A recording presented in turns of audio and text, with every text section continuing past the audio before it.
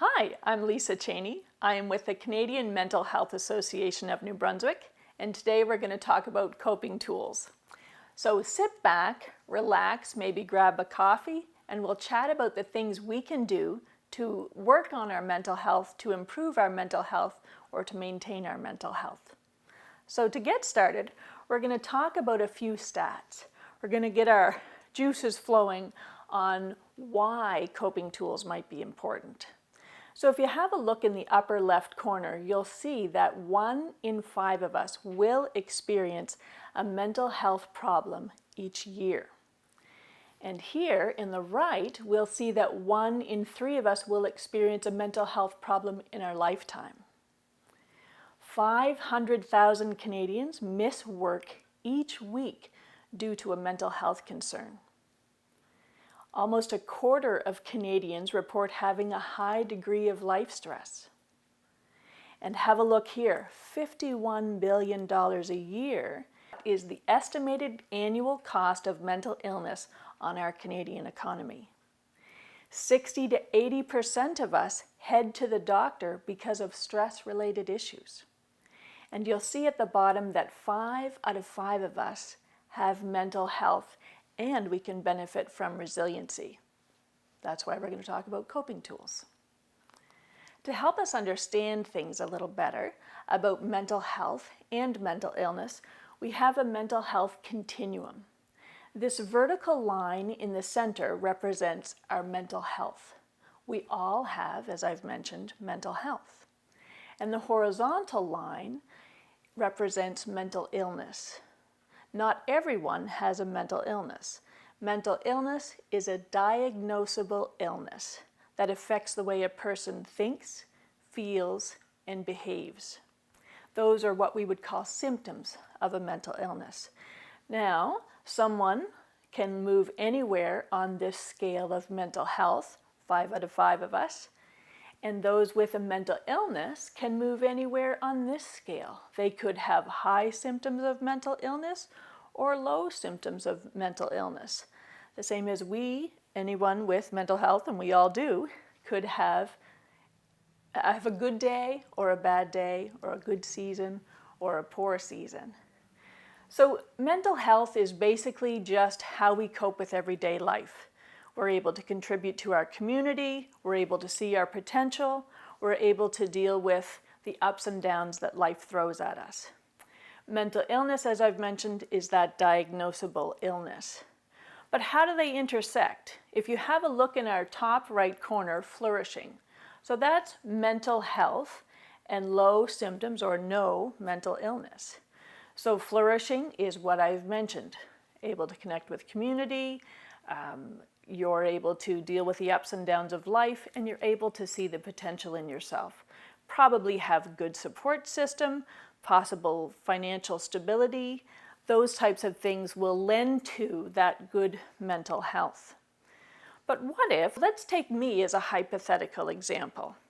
Let's say that maybe I lost my job. Maybe I'm having relationship issues, and now with the loss of a job, financial issues.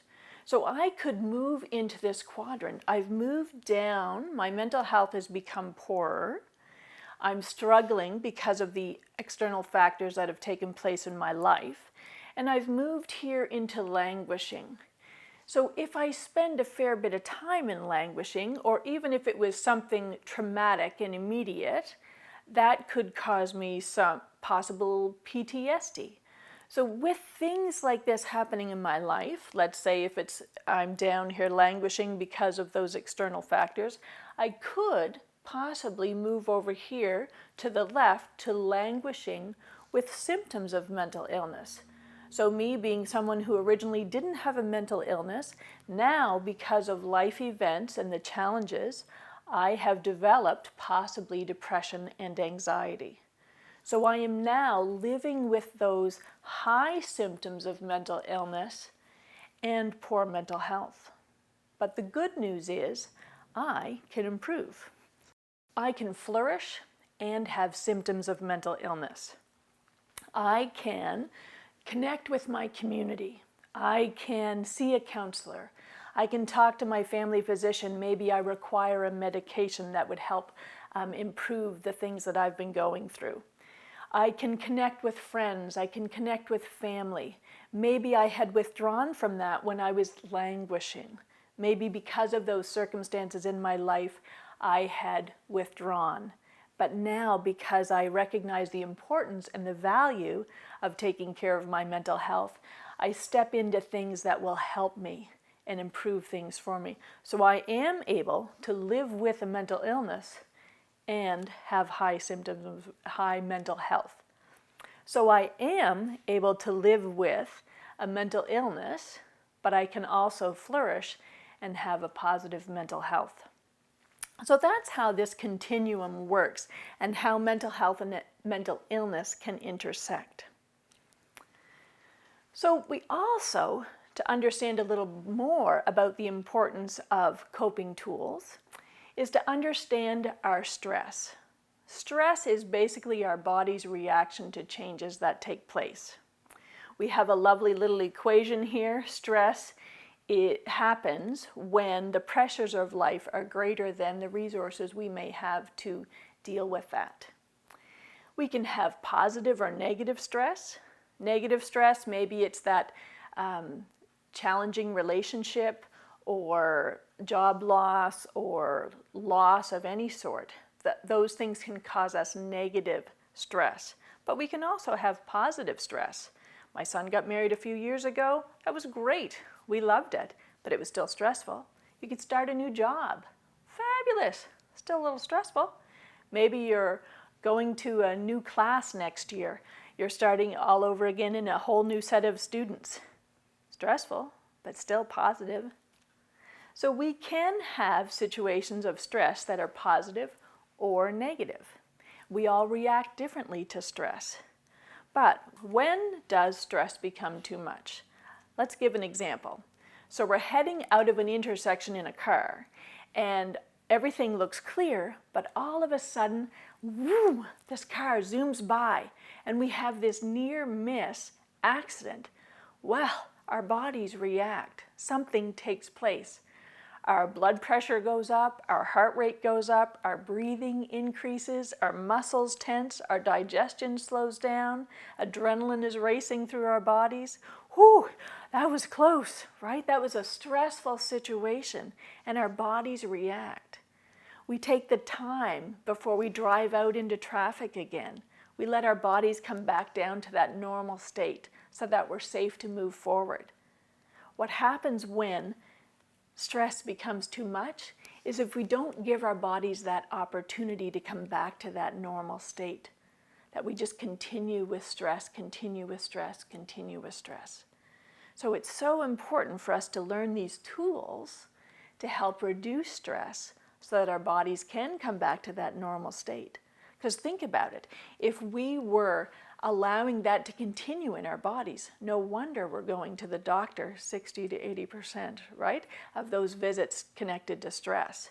Oh, my neck really hurts, or I've had these migraines and I can't get rid of them. That's possibly stress. It makes us more susceptible to flus and colds and illnesses. It affects our hearts. It affects our organs, right? We want to make sure we're bringing our bodies back to that normal state. So as I mentioned, it's not the event that determines if an experience will be stressful or traumatic. It's the individual's experience of the event. I may need to be the one to relax and allow my body to calm again. Whereas someone else might be like, ooh, that was a near miss, but ooh, that's great. All right, I'm heading off. They might be able to deal with that differently. So we're all different in how we deal with stress. So it's good for us to have some self-awareness as to when those triggers are happening and when we need to bring our bodies back down to that normal level. Cognitive behavior therapy. This is an example of how we can be aware and how we can learn to do things differently for ourselves. So this would be one of our tools. Cognitive therapy recognizes that our thinking, our feelings, our behavior, and our physical feelings are all interconnected, and that if we change just one of these things for the better, that can improve our mental health. That can help bring our stress to a normal level.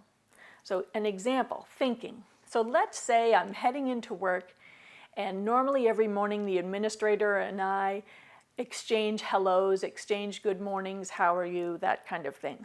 But this particular morning, there's nothing from the administrator. They don't speak, they don't look up, they don't even acknowledge that I'm there. So what's my thinking? Well, what's wrong with them today? Did I do something wrong? Oh, maybe it was me. Do you suppose they're mad at me? Oh, what happened yesterday? Did I say something?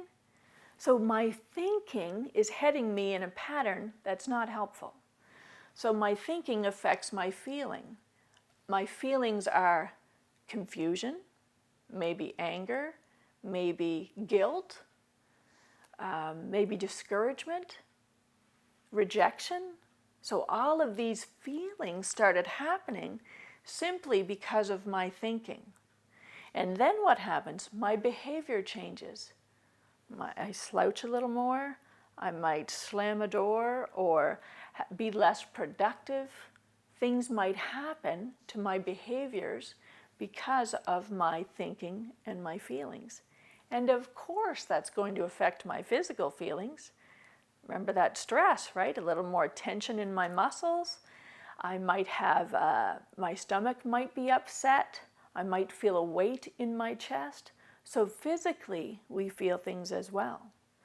All of this because I started thinking in a negative direction. So what can I do? I can change one thing. Well, I can change my thinking. That wasn't very helpful. So my thinking could be, oh, wow, maybe they're really struggling today, or maybe they're working on a project.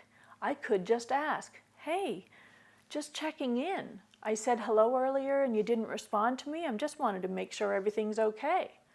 The administrator says, oh yes, I'm just working on a project and I'm so focused on it, I didn't even hear you. I'm like, oh, well that's, I won't bother you anymore. I just wanted to check on you to make sure you're okay. If there's anything I can do to help, let me know.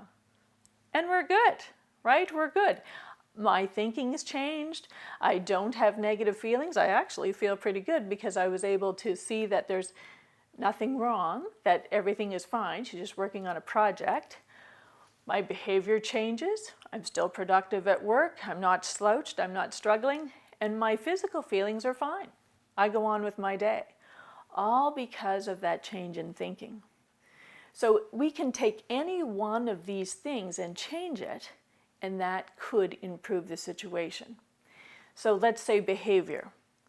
If my behavior is not helpful to me, then that's going to cause my thinking to be more negative. It's going to give me physical feelings that are not helpful to my body, right? It's going to affect all of this. I watched a documentary a bit ago on a photographer who invited people to come and do a victory stance. They could jump up in the air or they could hold their arms in the air, just whatever victory stance they wanted to do. And he would take their photos. Well, what they found from this is that just by changing that behavior, they felt better. They felt empowered. They felt victorious. So just by changing that behavior, change their physical feelings, their thinking, and their feelings. So cognitive behavior therapy is a wonderful tool for us to look into to benefit our mental health. Not just a toolbox. When I say toolbox, I don't want you to think you have to go to the garage, find the toolbox, what's the tool I want in there. Of course, there's times for that, right? That we need to go access a particular support or a particular tool. But we want to have things that are just, hey, I've got this in my tool belt. I can pull this out right now whenever I need it. For example, our thinking. Assess your mental health. Recognize when your feelings or thinking is in the negative. Recognize when your triggers are happening. Recognize when your shoulders are tense or when your jaw is tense. recognize those symptoms of stress. What can you do to make a difference? So have a look at an action plan. What can you do to improve your mental health? What are the changes that you can make? And set some goals, put some things into action. Access your skills or toolbox. We're going to learn about these tools today, one being cognitive behavior therapy, and a few more to come. So we'll learn and we can put these into our lives to bring our bodies to that normal state. So we're looking at our thoughts. I've certainly already talked about our thoughts. We want to think about it a little more. That self-awareness is key, because you know how you can drive somewhere and think, wow, I don't even remember how I got here. Or how you can have these run-on thoughts in your mind and you're not really focusing or taking the time to think about what you're thinking. We need that self-awareness. We need those regular self-check-ins to help us see when we're heading in directions that are not very helpful. If you've driven somewhere and you're not really sure how you got there, then it's a good opportunity and a good time to recognize, I need to have a look, stop and smell the roses kind of thing on my way there, instead of letting your mind travel in so many directions. Recognize those symptoms and triggers of stress. Look at your lifestyle, your routine, your values, your thoughts, and your perceptions. Think about your values. Are how you living lining up with your values? What about your perceptions? With things happening in the world today, sometimes we can have a perception of the world that's negative, but there's lots of great things in the world too. How do we minimize or reduce our time focusing on the negative and start looking at some of the positive things? Be aware of our perceptions and how we're perceiving the world today, or situations, or work, or school, or relationships. Have a look at yourself and see how you're perceiving things. This is a great little tool that the Mental Health Commission of Canada put out. So it says, how am I doing? And it helps us look at this in the form of colors. So green, how am I doing? Well, I'm healthy. My mental health is pretty good. I'm using those simple coping tools like going for walks, talking to friends, listening to music, and hey, limiting news and media. I'm not saying news and media is bad. Hey, you're watching this webinar after all. That's good. But some things we need to limit. We can only hear so much about the tragedies and the challenges happening in the world today, so we need to limit those things to help our own mental health. So we want to be able to stay healthy. So green, that's great. But you know what? When we start reacting, we're moving into that yellow phase. When things are irritating us more easily, when we are responding poorly possibly to different situations, when we have less patience in life situations, we might be moving into that reacting phase, into the yellow. So we want to make sure we're getting good sleep, that we're eating well, and we're seeking support from others. If we avoid or don't have a look at those things that are challenging us, those triggers, those stress things, and take the time and utilize the tools to improve that, we could end up here in orange, where we're injured, where we've been hanging around in that for quite a while and we haven't taken any steps to improve or to help ourselves.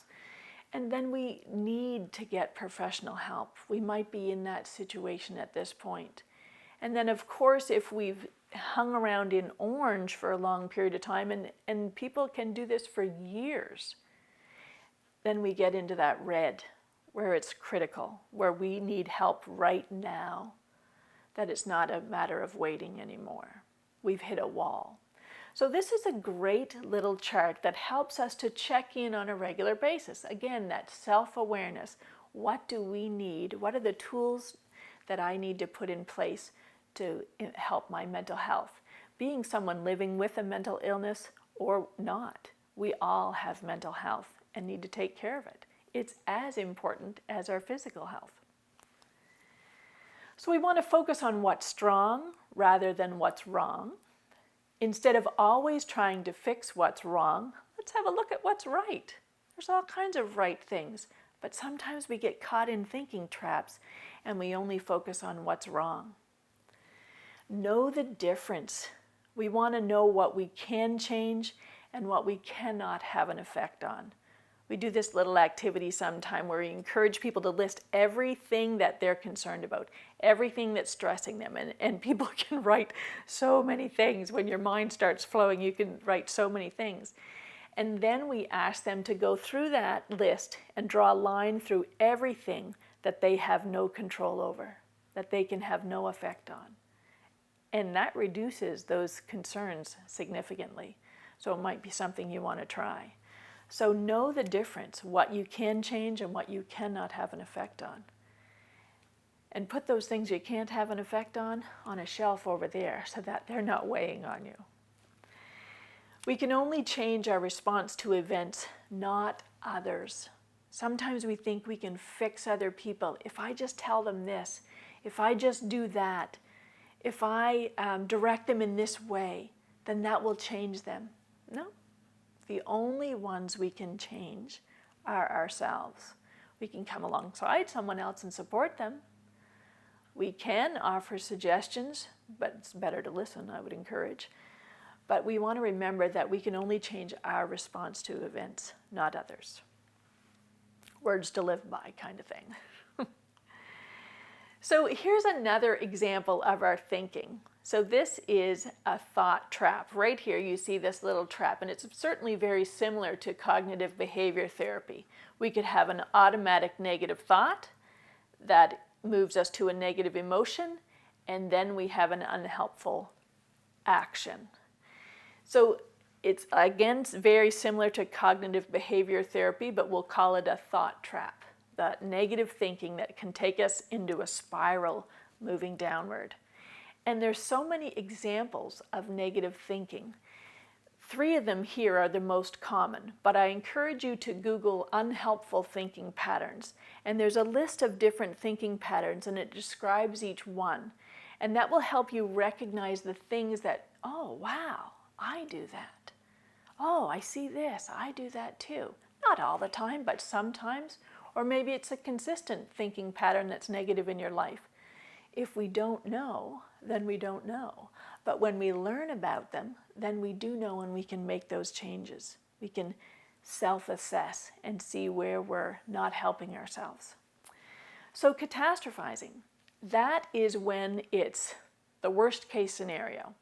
You've invited a friend over for supper at 5 and they're not there at 5, and you're like, oh my stars, they've been in an accident.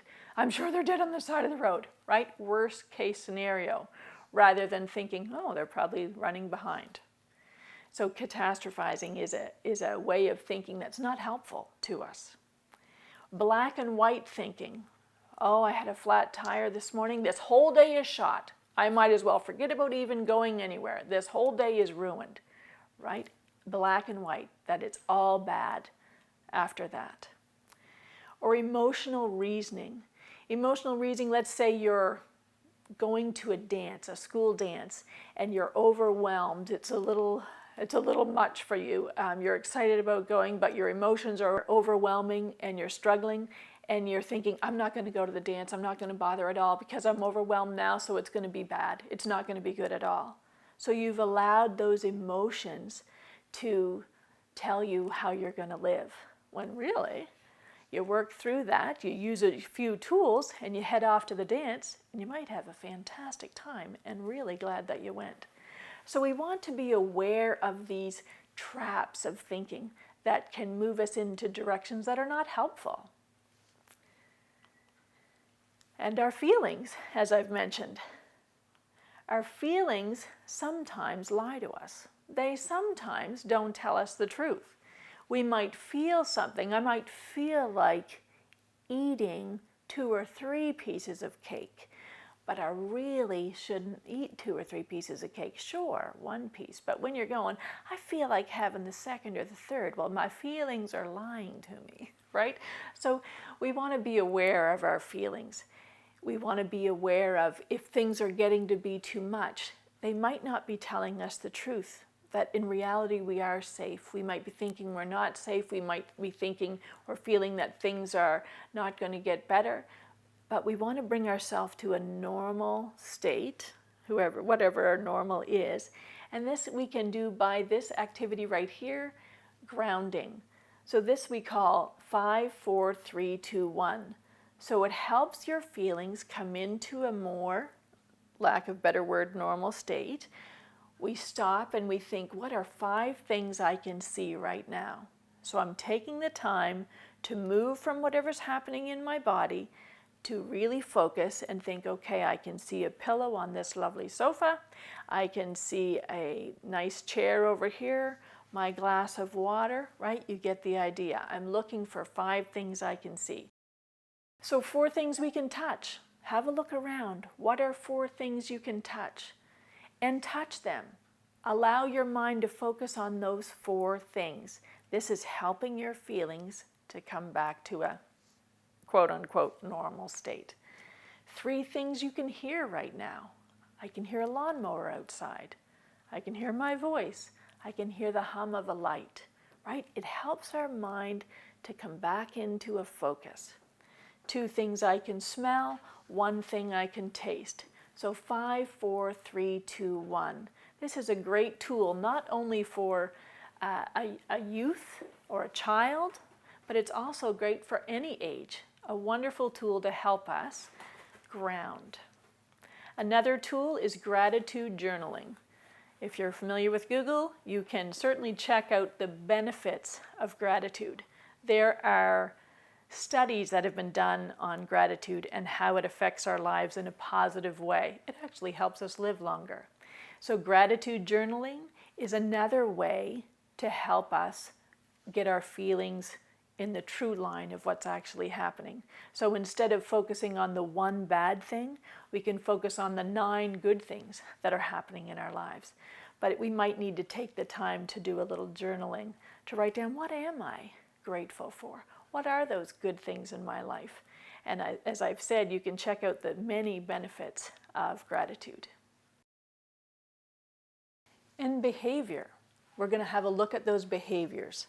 How do we implement things in our lives, changing our behaviors for the better? Well, we can come up with a plan, right? Here's a daily planner for us. We could come up with things that we want to accomplish today. What are things I need to do today? What's important? What are my overall goals for today? Maybe it's just 1. We want to keep it simple. We're certainly not going, okay, I'm going to make sure I do this and this and this and this. That's not what this planner is about. We want to keep it simple. Maybe you're only going to do 3 things today, and that's totally fine. We want to put things in our lives that help us be successful. For example, if I said, okay, I'm going to start running in a marathon next week and I haven't had any training, I'm not going to do very well, I can tell you that. So we want to set ourselves up for success. What are the small steps of things I can do to prepare myself to run a marathon, for example? Probably not going to happen, but that's another story. So our daily planner is, what can I do today? What are the things I need to accomplish? What are my overall goals? And how will I take care of myself? We run through our days sometimes. We let things pile on and pile on and pile on, and we don't take that time to self-care. Self-care could be going for a walk, could be focusing on my thinking, being aware of when my triggers come up or when I'm starting to get tense in my shoulders. Maybe it's connecting with a friend. Maybe it's, instead of sitting at my desk or sitting alone somewhere, maybe it's connecting with others to have lunch with instead of hiding out. Sometimes we'll just keep working or keep studying or keeping busy instead of connecting with other people. So that's a part of piling things on. We want to make sure we're taking that time to do self-care, and we want to implement that in our daily plans. So changing those behaviors. Kindness towards others, it's a big deal. Again, Google will tell us that there's so many benefits to us physically and mentally by exhibiting kindness towards others. Helps us live longer, helps us connect with other people, helps send feel-good chemicals to our brains, right? Lots of wonderful things when we exhibit kindness to others. What about our self-kindness and our self-compassion? What are we doing to care for ourselves? I told the story earlier about a friend coming over for dinner at 5 and the catastrophic thinking if they weren't there right at 5. Well, let's say that the friend is thinking all these negative thoughts about themselves. They're not showing themselves self-compassion. Yes, they're late and it's fine. They're about 15 minutes late. They had some things happen and didn't get out the door in time. So on their drive there to the dinner, they're like, oh my gosh, how can I be so selfish? I should have been more prepared. I should have done this. I needed to bring something with me. What is wrong with me? Right? That's not self-compassion. That's not what you would say to someone else. You would tell someone else, oh no, it's fine. Oh, I understand. Life gets in the way sometimes. It's great. Come on in, sit down. We're going to have a bite to eat together. Right? We wouldn't say those negative things to someone else, so why say it to ourselves? We want to have self-kindness, self-compassion. That could also look like going to the doctor. It could look like, oh, I've been really struggling with pain in my arm for a couple of months and I haven't gone to the doctor. Self-compassion, self-kindness, going to the doctor, finding out what's going on. Right? We want to take care of ourselves. We want to show ourselves that kindness and compassion. That helps us feel better. That helps our mental health. Relaxation techniques. These are behaviors that help bring us back to that normal state, whatever normal is, remember. Everybody's normal is different. So yoga, meditation, massage, fishing and hunting, music, building a birdhouse, rock climbing. I'm probably not going to rock climb. Candles, finding your peaceful environment. There's this lovely beach that I go to in the summer, and I just take the time to remember what it feels like to be touching the sand and feeling the sun on my body and listening to the waves so that I can go back to that peaceful environment in my mind. When it's cold and in the winter and I want to be at a beach, I can go back there in my mind. What's your peaceful environment? What's your workplace like, your school like, your home, your bedroom, your space like? How do you make those environments peaceful? Right? These are things we can do, behaviors and things we can change. Connecting with others, huge value in connecting with others. It's more important than you might think. Balancing those social connections with things that give us achievement or enjoyment is crucial, right? Gathering together in a group. Maybe you're going to build birdhouses together, or maybe you're going to be in a fishing tournament for fun, right? These are things that you can do to connect with others and have achievement and enjoyment as well. Social connection can support lowering feelings of stress, anxiety, and depression. We withdraw. When we start struggling, we withdraw. We need to step out there. We need to be self-compassionate and give our bodies and minds what we need, connecting with others. So if you think about that, if you're someone who might have been withdrawing, what can you do to feel more comfortable about making new connections? Or what could you do this week? Would challenge you a little bit. What is something you could do this week to connect with someone? Even if you haven't been withdrawing, but you notice that, hey, you know what? I've been avoiding connecting. I'm going to step out there. I'm going to do something different. I'm going to go to the lunchroom and have lunch. I'm going to invite a friend to go for a walk. I'm going to go fishing with a friend, right? I'm going to engage in those things. What are the things that you can do this week to connect with someone? Our physical feelings, right? I talked about the chest, heaviness of the chest, maybe muscles tense or tummy upset kind of thing. What are the physical feelings? We can look at how to bring those back to a normal state by our breathing. Breathing, when we take those deep breaths in, it sends a message to our brain that says, relax, you're safe, right? It just helps our body our muscles to get that oxygen. I used to teach prenatal a number of years ago, and part of that teaching was helping people to learn the importance of breathing so that when it gets to the state during labor that it might be a bit more challenging, that is already implemented. That's already a knee-jerk reaction in their mind that they are doing the deep breathing, that practice. So we can practice. Here's an example of breathing, a breathing pattern, I guess, that you could use. 4, 7, 8. So you would inhale for 4, hold it for 7, and exhale for 8. The beauty of this example is that we're thinking 1, 2, 3, 4. Hold 1, 2. So you're counting in your mind, and that helps your mind to come back to that not running, helps you get out of that running space. So you're changing your physical feelings in your body by allowing that oxygen and taking the time to breathe. Here's another example. We call it square breathing. So you inhale for 4, hold for 4, exhale for 4, and hold for 4. Again, you're counting, you're breathing those deep breaths in, holding, exhaling, holding, breathing in. Go through these breathing exercises a few times. Maybe the first time doesn't actually help your body and you'll feel it. Come back to a normal state. It'll help you to focus your mind on one thing because you're counting. It just gives your body that opportunity to relax. You give it permission to relax. And how long would this take? Not very long. Could be maybe 2 minutes. You could do it for longer than that if you want to. The key to breathing is making sure that, one, you do it. That's important. No, but the key to breathing is that you take the deep breath in and exhale out longer than your breath in. It's because we wouldn't want you to hyperventilate, right? So your deep breath in and exhale longer on that breathing out. Very important, very helpful, helps your body relax.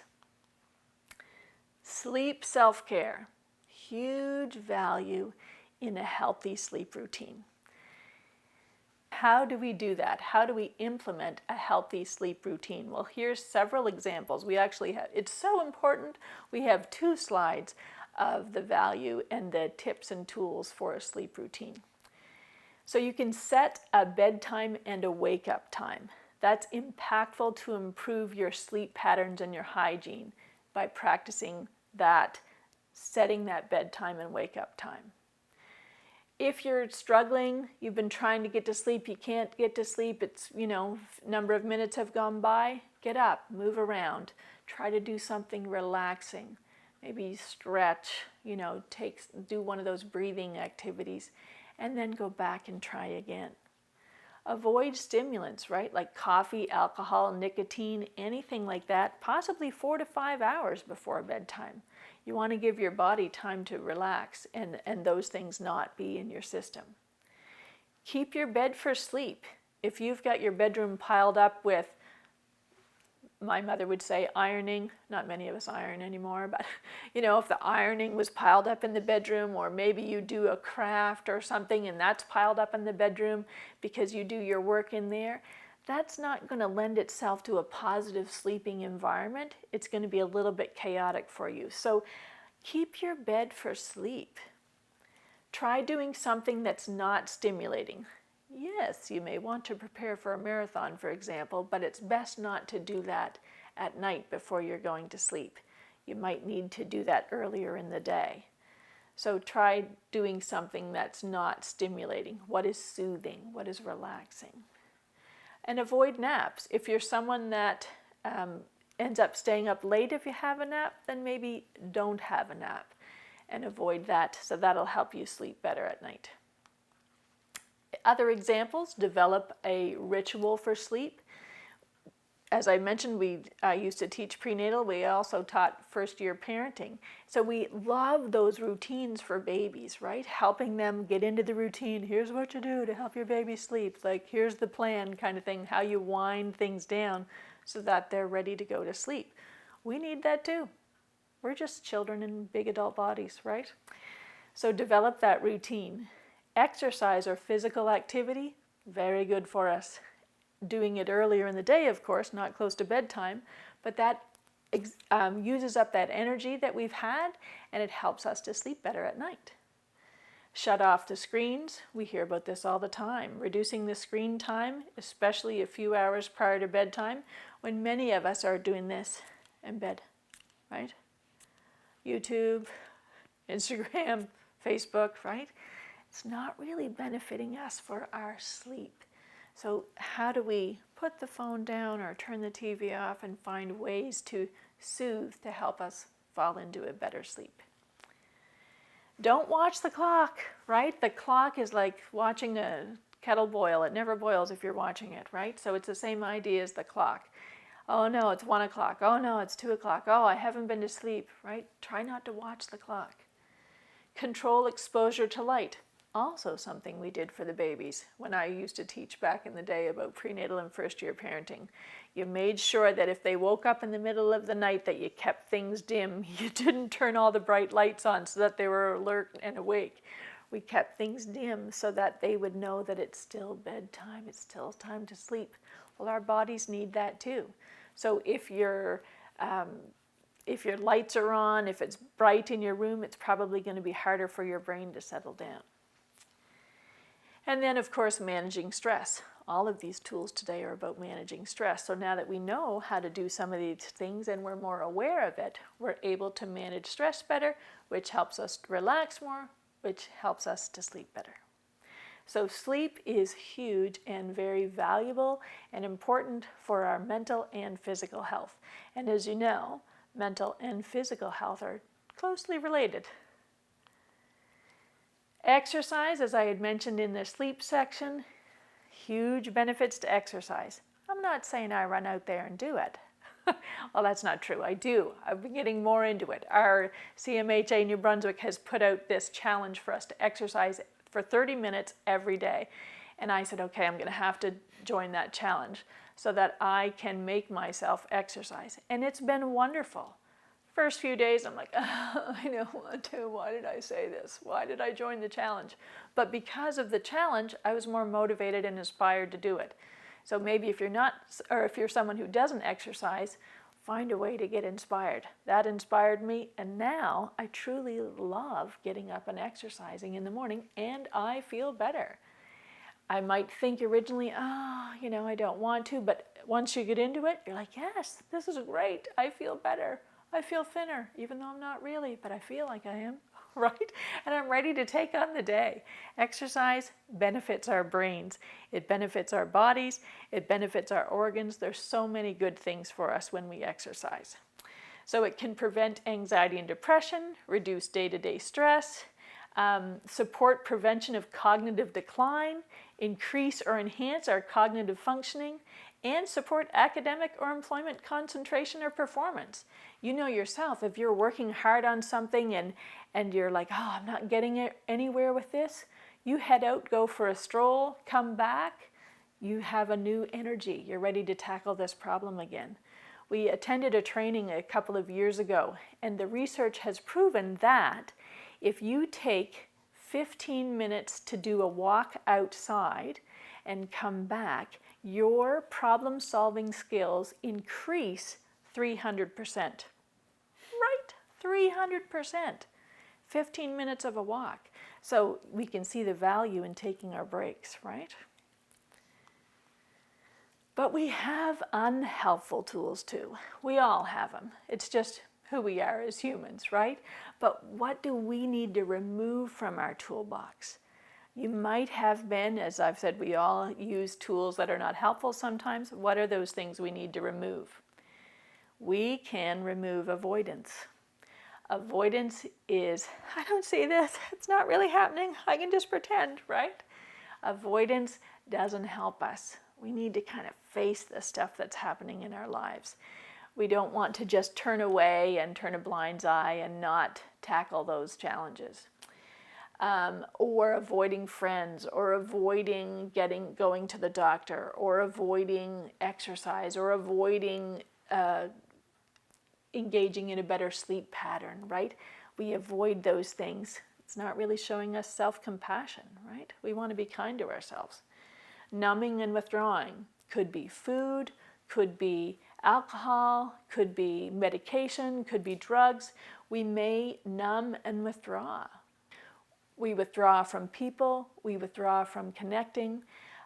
We might binge watch television shows or series that keep us from actually engaging in the day-to-day life we're just hiding out and avoiding, numbing, withdrawing, or anger. We could have an outburst. We could blame other people. Those are things we possibly could use that are unhelpful to us. So we want to get rid of those things that are not helping us. We want to set ourselves up for success. We're not going to try to change us. Okay, I just did this presentation with CMHA New Brunswick, and I want to do this and this and this and this. I'm going to make all these changes. We'll probably fail. Pick one thing at a time. What are the one small thing that you can implement into your day-to-day? Maybe you're going to drink more water. Maybe you're going to choose an apple over a bag of chips. Maybe you're going to restrain from unleashing your anger on someone else. Maybe instead of sitting on the couch, eating the chips, watching some series on TV, you're going to go for a walk, right? What are those little things you can implement into your day and then build on them? Set yourself up for success. We can eat an elephant, but one bite at a time, right? So ask yourself, what do I do to get rid of unpleasant emotions? Do I eat the 3 pieces of cake? Do I choose alcohol? Do I get on the phone and complain, right? Or do I want to make those changes to be like, okay, I'm going to go for the walk first before I call my friend to share the challenges that I'm having, right? It's okay to share challenges. It's okay to discuss what's frustrating in our lives. But if we're emotionally dumping, that's a different story. What are the things we can implement in our lives? What are things that we're doing that we need to get rid of? What are the methods that you use to escape? Do you binge watch Netflix? Do you hide out in your bedroom or try to sleep more? What are the things that you do that are not really helpful tools for you? And as you list those things, then you're more aware. You're able to see the changes that need to be made. As I've said, we can run into life and not really focus on taking care of ourselves. So after today, we hope that we can become more self-aware and learn to make those changes. Building resiliency. Resiliency is fantastic, right? It's that bouncy ball. We're able to bounce back. We're able to cope with the things that life throws at us, which life will throw things.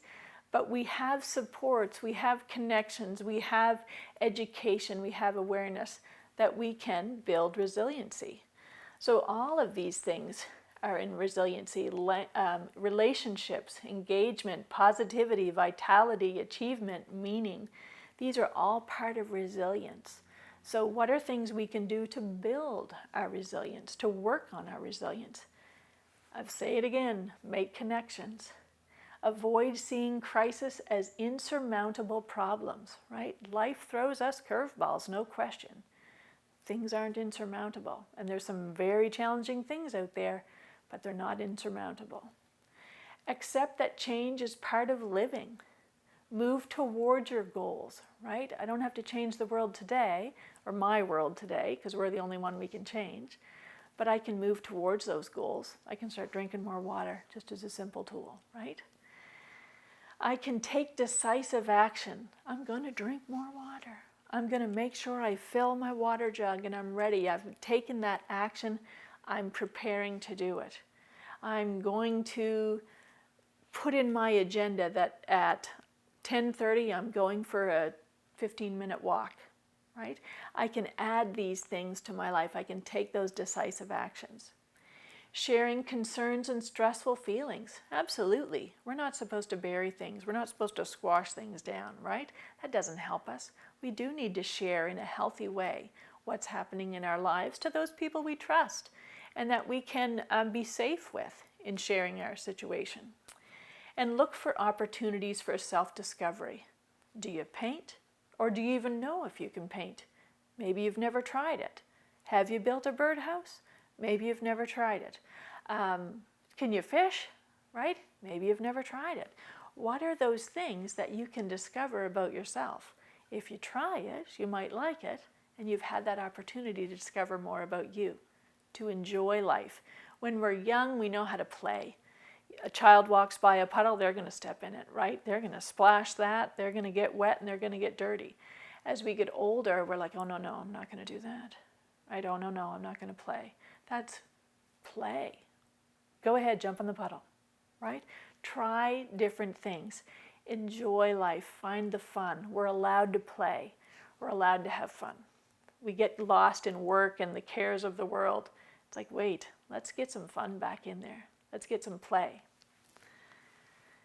Nurture a positive view of yourself. Maybe I will run that marathon, right? I said I wouldn't. How do I know? Maybe I will, right? Nurture that positive view of yourself. Keep things in perspective. Well, if I'm going to run the marathon, I'm definitely going to need to do some work. I'm going to need to take decisive action and put some goals in place. Maintain a hopeful outlook. Not saying I'm not going to run a marathon. Now I recognize maybe I can, right? Maybe that is something I could do. Physical exercise. Well, definitely a marathon will be physical exercise, right? Add that to my day-to-day. Add that to your day-to-day. Such benefits.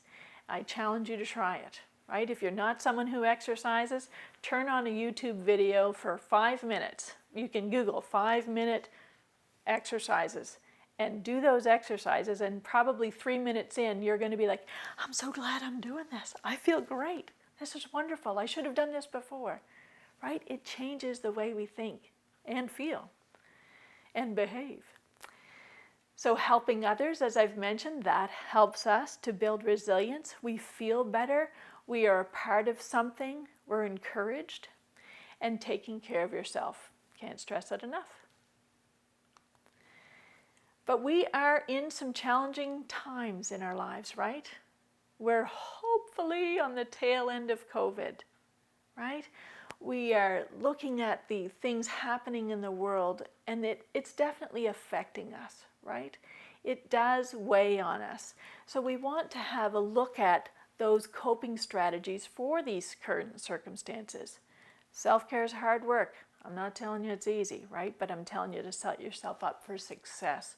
What are the small things you can implement here and there as you go through your days?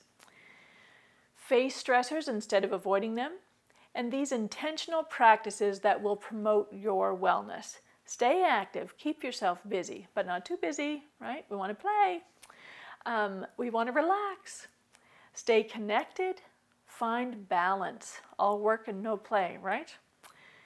Be kind to yourself. Take care of your body. It's the only one we get, right? Let's take care of it. And reach out for help. If you're struggling, we certainly don't need to take that all on our own. We need to reach out to those different resources in our community, to family, to friends, for that support and things that we need. Notice our hypervigilance. Am I tense? Am I on guard? What's happening, right? Grounding techniques. 5, 4, 3, 2, 1, right? 5 things you can see. 4 things you can touch, right? That kind of thing. What are some grounding techniques that you can do? I've chatted with folks before who were a little overwhelmed. It said, just feel your bottom on the chair, feel your feet on the floor, feel your back against the back of the chair, right? These are just little grounding techniques that you can pull out of your toolbox right away to help you navigate the situation you're in. Take time to grieve. In these uncertain times, we'll say, or what we've been through with COVID, we're grieving certainty. Certainty is kind of a little bit lost right now, right? Things are uncertain for us, so we do need to grieve if it is uncertainty, if there's been a loss, and we have had loss. We have had challenges through COVID, so we need to give ourselves that okay to grieve. Find personal ways to heal. What works for you might not work for someone else, so what are the ways you can heal? Look for positive or the hope, right? Cutting back on the news helps us to look for the more positive and for the hope. Find those good things that are happening. Keep track of your mental, physical health and wellness, And what changes do you notice? What have you implemented? What are the things that you're seeing for the better for yourself? Get to know your signs and share with the people who care about you. And what I mean by signs is, what are those triggers? What are those things that are happening? Or what are those things that you see improving? It's like, hey, you know what? I started exercising every day for 30 minutes because I joined this challenge with work. And boy, I'm feeling a lot better. Boy, I have more energy. Boy, I'm more focused on taking care of myself, right? Share those good things too. Reach out for professional support. We shy away from, the stigmas there. Oh no, people will think there's something wrong with me. We all benefit from professional support. Be that a counselor, be that a doctor, be that a massage therapist, right? Whatever those things are, we benefit from professional support. That's what it's there for, because the research has proven it helps us. So take advantage of those tools and those resources in your communities. Strategies and resources. What are the strategies that we've taught you today that you can implement into your life, and reach out for those resources? So resources, what are the things that help us in our neighborhoods? We can check out Family and Friends, our CHIMO helpline here in New Brunswick, maybe your general practitioner, mental health services, be that addictions and mental health, the private health care or the government health care that's free. 211, 811, 911, 211 for your area to find out what resources are available there. Maybe there's something specific you're looking for. You can call 211, 811 if you're struggling with health. And then of course 911 if it's a serious situation. Community support services, what's out there? Are there support groups? Are there, if you're someone struggling with grief, are there grief support groups? Are there support groups to just go out and maybe it's a knitting club, right? What's out there in your community that you can connect with? Employee assistance programs, those are things that really benefit us. Seeing that counselor, could be finances, could be your everyday mental health, could be a specific challenge in your family at this moment, right? EAP programs are a great resource for people. Crisis services and holistic practices. What are the things that you can do to increase your mental health on a regular basis? So sometimes it can be challenging to find and access help, and there's lots of pathways as we can see here, but the importance is reaching out. And if at first you don't succeed, right, try again. If this particular support isn't benefiting you, you're not finding it's working for you, well, have a look at something else, right? See what's available in your community that can help support your mental health.